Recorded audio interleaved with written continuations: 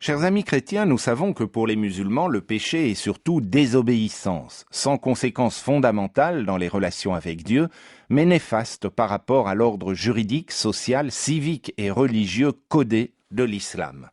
Les péchés s'y divisent en deux catégories, les péchés capitaux ou majeurs et ceux qui sont véniels ou mineurs, disons les fautes légères comme l'exprime la sourate 53 du Coran. Les érudits musulmans ne sont pas unanimes sur la nature des péchés majeurs et leur nombre. J'en ai ainsi trouvé 7, 12 et jusqu'à 17. Certains docteurs de l'islam estiment même que toute entorse à un commandement divin est un péché majeur.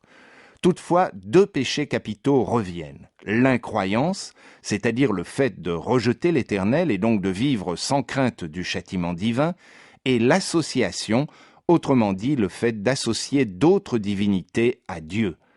L'islam ne tolère cependant pas les petits péchés qui peuvent devenir graves s'ils se répètent, s'ils causent du scandale, si l'auteur les minimise, prend du plaisir à les commettre ou s'il s'en remet exagérément à la repentance. Pour le musulman, le repentir est d'abord une conviction. Sa désobéissance nuit à la purification de son âme et l'éloigne de Dieu. Cette conviction suscite ensuite un sentiment de regret qui l'amène à vouloir abandonner son mauvais comportement.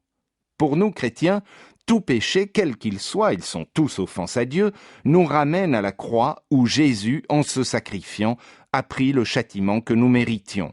Par notre relation avec lui, nous sommes pardonnés, délivrés de la culpabilité et fortifiés pour changer de comportement. La croix est notre élan.